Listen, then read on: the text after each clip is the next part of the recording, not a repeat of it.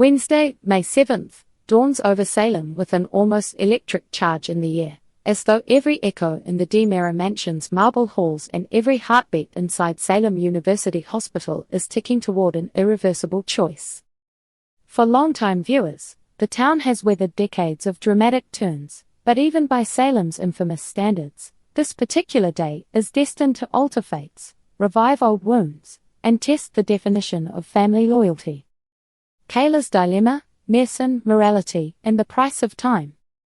In a quiet corridor of Salem University Hospital, Kayla Johnson paces beside Beau's bedside, listening to the soft rise and fall of every breath he takes. Doctors often swear an oath to preserve life, but tonight that oath feels like a vice closing around her heart. The miracle compound, Versavix, exists, but it languishes in bureaucratic limbo, stalled by contracts and profit clauses that place corporate gain above human need. Kayla weighs impossible options. On one hand, a covert break-in at Dr. Jeffrey Russell's laboratory could secure the drug and save Beau. On the other, such a heist could compromise the hospital's research funding, land her family in legal peril, and possibly cost the institution millions if the pharmaceutical giant that sponsors the study sues for breach of contract. She is bound equally by her professional ethics and her love for her brother. Steve Johnson, never one to shrink from danger, stands ready to smash through any locked door if it means bringing Beau back to his children with a beating heart. Yet Kayla's eyes linger on the printed charts at the foot of the bed. Each vital sign is a silent reminder of what is at stake if they miscalculate by even a single hour. The DiMera Gambit, EJ's calculated coup.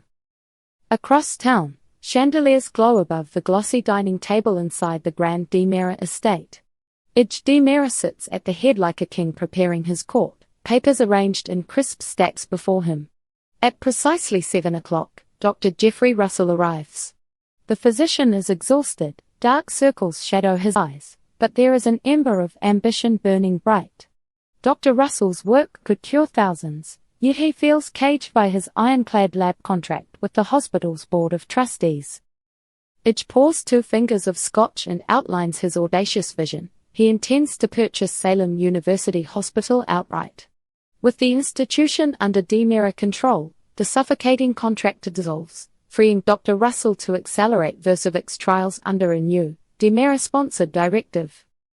What Ij does not say, though it hangs between them like an unspoken pact, is that ownership grants him influence over every future miracle to emerge from those research corridors, a perpetual fountain of power, prestige, and, yes, profit. Yet even the most meticulous schemes invite resistance. Hospital donors may revolt at the thought of a DiMera takeover. Regulatory committees will demand transparency. And somewhere within those corridors paces one determined chief of staff. Someone who may see EJ's machinations as a direct threat to patient welfare and professional integrity. Steve and Sean, partners in crime, or heroes at midnight? While Ij spins visions of boardroom dominance, Steve plots an entirely different sort of endgame. He has already recruited Sean Brady, whose badge and training are overshadowed tonight by a son's desperate fear of losing his father. Under a veil of darkness, the 2 men imagine slipping through the lab side entrance, overriding security with the ease of veterans who have broken laws for noble causes before. This is no simple burglary.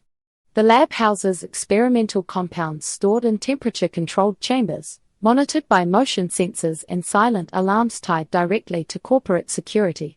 One misstep could trigger a citywide manhunt, painting Steve and Sean as criminals rather than saviors. And yet, as the minutes tick down on Beau's life expectancy, every blinking red light in that lab feels less like a warning and more like a siren call to courage. Belle and Sean, rebuilding on shifting ground. Earlier that afternoon, Belle Black steps onto the Brady porch and pauses, inhaling the scent of lilacs planted long ago by a grandmother who believed flowers could heal sorrow. She carries memories of happier times, or at least simpler ones, before missing fathers and comatose uncles turned the family tree into a tangle of fear. Sean answers the door with circles under his eyes but relief in his voice. In the familiar comfort of the living room sofa, they reminisce about summer nights on the pier, about John's steadfast faith during their adolescence, and, unavoidably, about the gunshot that sent Bo to the brink. The tension between them softens into shared determination. They have lost enough family already. Tonight, no matter what, they will fight side by side to keep another loved one from slipping away. Xander's unexpected opportunity, stories that could save souls. On the corporate side of Salem, Xander Kyriakis adjusts the cuffs of his tailored jacket as he strides into Titan DiMera Publishing. His focus, usually honed for boardroom brawls, falters when Alex Kyriakis bursts in, clutching a well-worn manuscript. Alex discovered the novel, one stormy night, in Stephanie Johnson's desk drawer, and its pages brim with raw, emotional truth. Alex insists that the story will not only top bestseller lists but also usher the publishing division into literary prestige it has long coveted. He paints a vivid picture: movie rights, international translations, book tour spotlights illuminating Stephanie's name on marquee after marquee. The manuscript's poignant exploration of loss, reconciliation, and the fragile threads that bind families together resonates deeply with an aging readership hungry for tales that affirm resilience. Though Xander is a man often guided by profit margins, even he cannot deny the lump in his throat as Alex reads aloud a particularly stirring passage. He agrees to champion the project, but a hurdle remains: Stephanie herself must consent. Selling one's deepest feelings to the public can be terrifying, and Stephanie is not a woman easily swayed by promises spun in gold leaf. Converging paths, the heartbeat of Salem as dusk drapes the town in shades of lavender. Salem's residents move forward on intersecting courses, each step fueled by hope, fear, or ambition. Kayla drafts an emergency protocol that might legally fast-track Versavix within hospital walls, if she can convince the trustees before Steve and Sean resort to their midnight raid. Idge phones his legal counsel to prepare acquisition papers, unaware that his move could spark a bidding war or public scandal that might derail everything. Steve and Sean secure blueprints of the lab complex, memorizing hallways, learning camera blind spots, and praying fate will grant them the seconds they need. Belle searches Bo's medical records for any snippet of data that might justify compassionate use authorization, battling bureaucratic stonewalls sent by Big Pharma's lawyers. Xander drafts a press release in his head, imagining Titan DiMera's logo splashed across every reputable journal in the country. But he tempers excitement with the nagging realization that success will depend on Stephanie's fragile trust. Nightfall, the clock strikes. At 9 o'clock, Bo's heart monitor beeps with an irregular rhythm. Kayla presses cool fingertips to her brother's wrist, silently pleading for one more sunrise. She contemplates a phone call to Steve. Should she tell him to go, to risk everything, because science is taking too long? Before she dials, the door swings open to reveal Dr. Russell, lab coat askew, eyes full of uncertainty.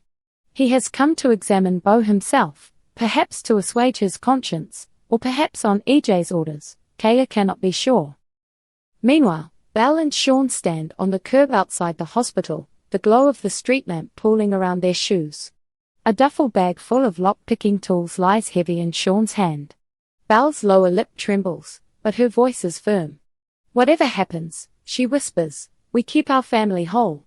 A single nod from Sean seals the pact. At the mansion, Idge raises his glass in solitary celebration, believing the hospital deal mere hours from completion. He does not know that forces of love and desperation are assembling in shadows, ready to upend his carefully laid chessboard. On the top floor of Titan DiMera Publishing, Xander phones Stephanie. When she answers, surprise flickers in her voice. He breathes deep, mindful of every word. I've read your story, he begins quietly, and I believe the world needs it, especially now, when everyone is clinging to hope. On the other end of the line, silence stretches long enough to make him doubt, until finally she exhales a single, shaky laugh that sounds suspiciously like the first tear of trust. Why this day matters. For viewers who have followed Salem's tapestry of love triangles, rival empires, and unbreakable friendships, May 7th stands out because it distills the essence of Days of Our Lives, the eternal struggle between doing what is easy and doing what is right. Every storyline converges on a single truth recognized by anyone who has ever sat at a hospital bedside or gambled their reputation for a loved one: time is a fickle ally, and choices forged in love can still carry devastating cost. If Edge seizes the hospital, miracles might flow faster, but at what ethical price? If Steve and Sean break the law, will they save Bo only to lose themselves to judicial wrath? If Kayla compromises protocol, will other patients pay the consequence of shortcuts? And if Stephanie's novel reaches the masses, will her private pain become another commodity in Salem's marketplace of secrets?